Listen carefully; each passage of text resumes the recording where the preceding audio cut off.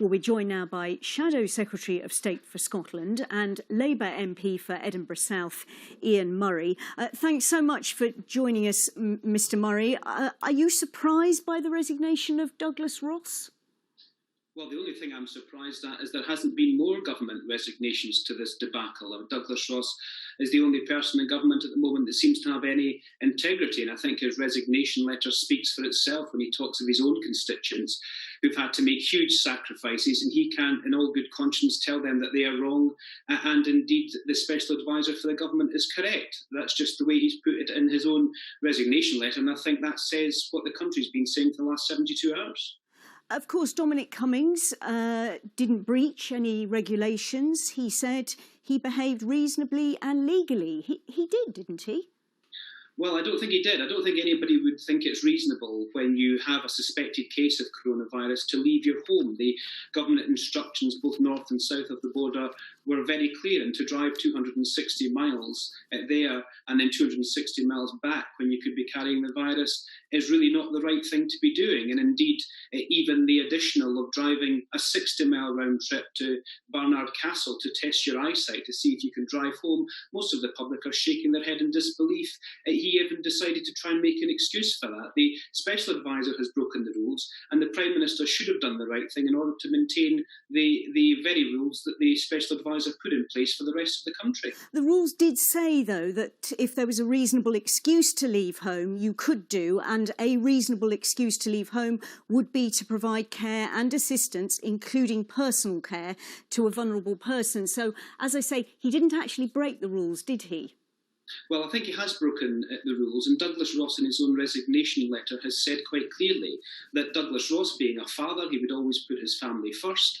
But in saying that, if anybody in his family had got coronavirus, including his wife or his son, he would have abided by the government rules to stay at home. That is the rule, so you don't infect others, or indeed make the position worse for your own family. And to travel 260 miles would not be seen to be reasonable in any sense. And indeed, Durham Constabulary themselves have an investigation that's ongoing to see if he did actually break the law. So rather than us listening to Dominic Cummings in that most remarkable, arrogant press conference yesterday, perhaps the Permanent Secretary, the Cabinet Secretary, should do a full inquiry, as has been asked for by the Labour Party for the last 72 hours, get to the bottom of all these questions and decide whether or not what Dominic Cummings is saying is indeed legal, because I think most of the population, in terms of their anger over the last 72 hours, would say that it's not. You mentioned what you call the arrogant news conference yesterday. Would it have made any difference to you had he apologised?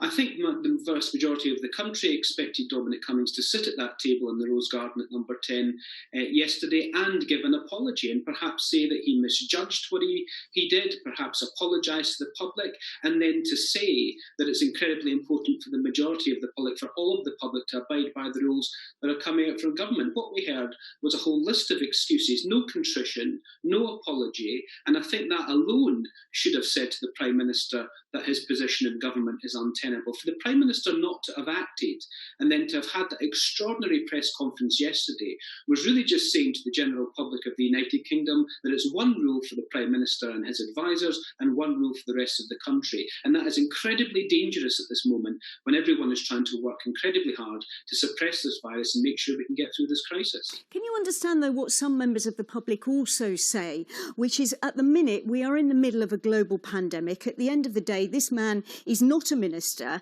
he's an unelected advisor. And why does all this matter? I mean, indeed, why are we even talking about it?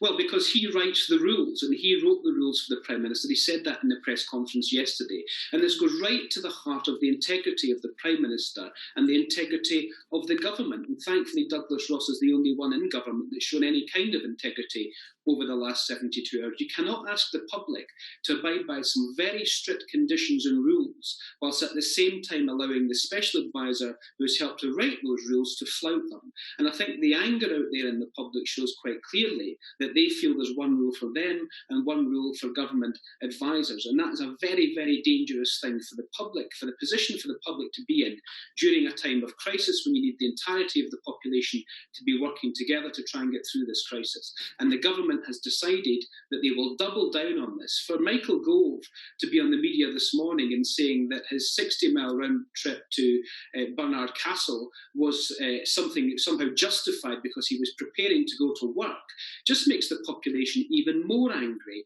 and shows that doubling down on this rather than just apologising and move on would be the way to go. Boris Johnson should seek to remove Dominic Cummings from his position, try and draw a line under this and try to re-emphasise to the public that it's absolutely necessary for everyone to abide by the rules.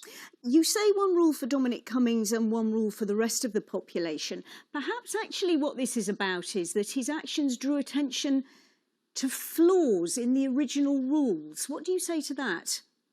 Well, if there was any flaws in the original rules, the vast majority of the general public haven't flouted them, and he's used loopholes to flout them himself rather than closing those rules. So I'd be very, very strong in saying to the government, and to be fair to the government, we're all rooting for governments to do well in this. We all want the crisis to pass as quickly as possible. Keir Starmer and the Labour Party has been very clear that we'll support the government and be as one to try and get the country through this crisis. And if there are loopholes in the regulations, it's not for a special advisor who wrote those regulations to then exploit those loopholes.